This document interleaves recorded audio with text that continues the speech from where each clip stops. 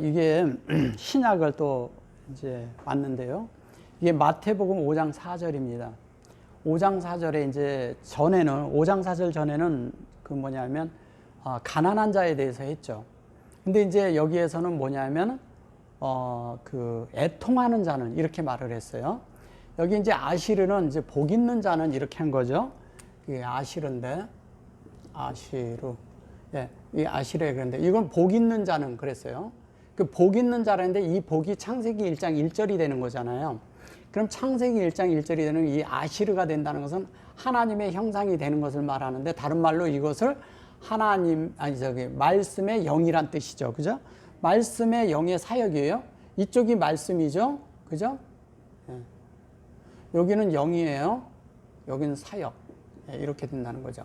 그러면 말씀의 영의 사역이 되는데, 말씀의 영의 사역이 되려면 이 사람들은 이거잖아요. 복이라고 얘기를 하면 우리는 이런 복 받는다 이런 개념을 가져서 세상에서 잘 살면 복 받는다는 생각을 한 거예요.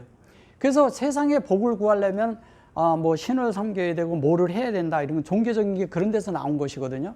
그래서 하늘을 잘 섬기면 비를 내려줘가지고 농사도 잘 짓고 내가 잘 된다, 자손도 잘 된다, 아니면 내가 다른 것을 이렇게 복 있게 해야 된다. 그러니까 사람들은 뭐냐면 잘 살려고 그러면 내가 이렇게 나쁘게 살면 안 된다, 이런 생각을 가진 사람들이 이제 대다수에 많이 가졌었어요. 근데 나중에는 사람들이 어떻게 되냐면 보니까 그렇게 사는 사람들이 잘 사는 게 아니요, 막 빼앗는 사람이 잘 살아. 그러니까 어떻게 되냐, 나중에 바뀌어버리는 거예요, 복의 개념이. 그러니까 뭐냐면 이기적인 복으로 바뀌어버리는 거예요, 사람 속에서. 그러니까 그런 것이 아니라 진짜 복은, 성경에서 얘기하는 것은 그런 물질적인 복이 아니잖아요. 하나님의 뜻이 사람 안에 들어오는 것을 복이라 하는 거예요. 그러니까 그 복이 우리 안에 하나님의 형상을 이루는 복이 들어와야 되는데, 우리는 어떤 것을 복이라고 생각을 했냐면 다른 것으로 왔다는 거예요. 여기 이제 아시르 그럴 때 여기 아시르가 여기 점이 있는데 여기 점이 빠졌네요. 예. 이렇게 돼서 여기 이제 이렇게 된 건데, 실제적인 건 어쨌든 쇠로, 여기 사라라고 그랬고 이거 하나님이라 그랬죠. 예. 이것이 이루어지는 것입니다. 그 다음에 이제 여기 보면 이걸 애통하는 자는 이렇게 한 거예요. 애통이라고 얘기를 했는데 이것이 보면 아브림 이렇게 됐거든요. 아브림 그랬는데 이게 아브림 이렇게 돼 있죠. 예. 이게 무엇을 말하는 거냐면요, 여기 이제 하고 여기 이제 아버지잖아요. 그죠? 예. 아버지라고 하는데, 아버지라고 하는데 실제적인 거는 우리가 볼 땐 뭐예요? 하나님이 성전에, 그죠? 여기는 하나님이고 여기는 성전인데, 이것을 하나님을 아는 것이 어디 있냐? 마음에 있어야 된다는 거죠. 하나님의 마음이, 하나님을 마음 안에 알을 때 하나님의 뭐가 돼요? 하나님을 배우게 되고 알게 된다는 거죠. 하나님을 알 때, 그러니까 하나님을 알므로 점점 마음 안에서 되어져 갈 때 우리가 그 조성되는데, 그것이 그릇 안에 담기는 걸 말하는 거예요. 그러면 애통이라고 말할 때 이런 거죠. 먼저 제가 가난할 때도 말씀을 드렸지만 애통이라는 이런 거예요. 하나님이 내게 없는 것이, 내가 이렇게 탄식이 있는 거예요, 내 속에서. 하나님으로 내가 살지 못함을 탄식할 수 있어야 되는 거예요. 그러니까 예수님이 오셔서 말씀할 때 저 말씀이 너무 이렇게 귀한 말씀인데 내 속에는 그게 이루어지질 않아, 되어지질 않아, 살고 싶은데 그렇게 사라지질 않아. 그게 힘든 거예요. 그러니까 뭐냐면 이걸로 인해서 애통하는 사람이 얼마나 있을까요? 이게 필요하다는 거예요. 하나님의 말씀이 내 안에 이루어지지 않는 것 때문에 애통해야 된다는 거죠. 우리는 가끔 애통해야 하는데 뭐냐면 환경을 만나거나 힘들거나 뭐를 잃어버렸거나 뭐가 있을 때 애통해야 합니다. 예. 그런 애통함으로 하나님을 찾게 되는 것도 있겠지만, 진짜 애통함은 뭐냐면 내 속에 하나님의 뜻이, 하나님의 말씀이 이루어지지 않는 것으로 인해서 애통해야 되는 거예요. 그런 애통함이 있을 때 자연스럽게 우리는 뭐냐면 이 위로를 받게 된다는 거예요. 위로를. 근데 위로를 받는데, 그 애통하는 자는 위로를 받는다 하는데, 그런 위로가 여기 보면 이러잖아요. 나 뭐예요? 함이죠. 예. 예. 이게 이렇거든요. 이게 이런데 실제적인 거 이런 거거든요. 요게요, 노화예요, 노화. 그죠? 노화죠. 예. 그러니까 이 노화라는 게, 노화라는 게 뭐냐면, 하나님으로 이렇게 생명의 확장을 치고 이렇게 들어오는 거예요, 우리 속에. 그러면, 자, 우리가 애통할 때, 우리가 탄식할 때, 그 탄식함을 통해서 뭐가 오느냐? 하나님이 우리 안에 분배되는 거예요. 하나님이 우리를 확장하고 침투해 들어와요. 그럴 때 우리가 하나님이 우리를 정복하고 들어올 때 하나님의 생명이 되는 거잖아요. 그러니까 하나님의 생명이 되니까 진리로 만들어지겠어요? 안 만들어지겠어요? 그러니까 진리로 만들어지니까 여기에서 뭐냐면 완전히 수용된 자가 되는 거라니까. 이게 바보가 이렇게 된 것은. 그러면 이 사람은 이 안에서 완전히 끝나고 나니까 하나님으로 인해서 애통했던 하나님을 보고 예수님을 봤을 때 그동안에 내가 알고 있던 그런 관점, 율법, 그 다음에 내가 가지고 있던 교리, 내가 가지고 있던 그 조직 안에 있던 모든 것들, 그 다음에 뭐냐면 율례와 규례와 이렇게 살아야 된다, 이렇게 내가 살던 방식, 습성, 이런 것들이 다 내 속에서 애통함으로 끝나야 되는 거예요. 그러니까 애통함이 있을 때 내 속에서 뭐냐면 이게 마음이 이렇게 어떻게 보면 막 이게 찢어지는 거야. 하나님 말씀이 내 안에 없음으로 인해서 안타까워가지고. 그래서 그런 찢어짐이 있을 때 하나님, 아버지의 그런 마음이 우리를 하나님으로 만들려고 하고 하나님이 되게 하고 하나님의 뜻이 이렇게 이루어지고 하나님의 속성이 우리 안에 만들어질 때 자연스럽게 우리 속에 하나님으로 된 이 노아라는 뜻은요, 아담서부터 쭉 자라서 타시아가 되도록, 구가 되도록 만들어주는 것이거든요. 그러면 타시아가 뭐냐면 예수를 말하는 것이거든요.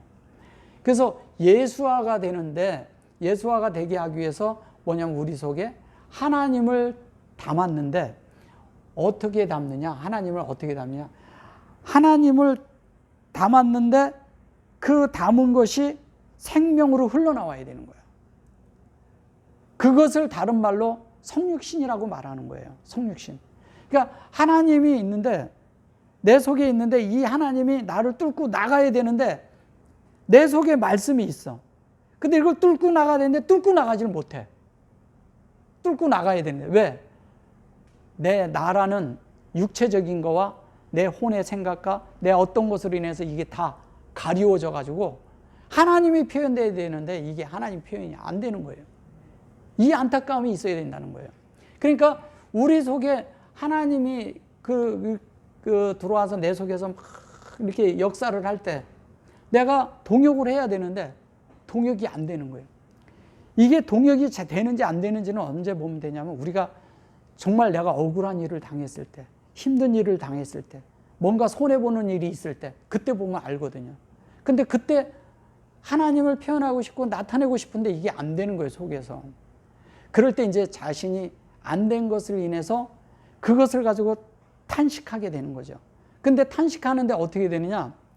우리는 이런 거예요. 그걸 가지고 아유, 나는 안 돼. 뭐 이런 것이 중요한 게 아니라 탄식하는 그것을 하나님이 귀히 본다는 거예요. 왜냐하면 돌이키는 영이잖아요, 그게. 그래서 애통하는 자가 복이 있는 거예요. 애통하는 자가 뭐가 된다고요? 창세기 1장 1절처럼 하나님 말씀이 된다는 뜻이에요. 애통하는 자가. 그래서 애통해 하는 마음이 있어야 된다는 거죠. 우리 속에서 자연스럽게. 그리고 내 속에서 하나님이 표현 안 되는 것으로 인해서 내 속에서 탄식함이 있어야 된다는 거죠. 그렇게 될 때 하나님으로 채워지는데, 그런 채워짐이 있을 때 내 속에 하나님의 그런 위로가 있는데, 그 위로가 하나님의 말씀으로 내 속에 만들어진 상태가 될 때, 내가 나를 발견할 때, 다른 사람이 나를 볼 때 변화된 삶을 있는 것을 볼 때, 안 그러겠어요? 모든 사람이 보면서 함께 위로를 받을 수가 있는 거예요. 예수님도 우리 안에서 있을 때 그것을 위로하는 건다는 것은 뭐냐면, 내가 고통의 시간이 지나갔을 때 하나님이 함께 하셨다는 거예요. 근데 우리는 어려움을 겪을 때 하나님이 함께 한다는 걸 몰라요.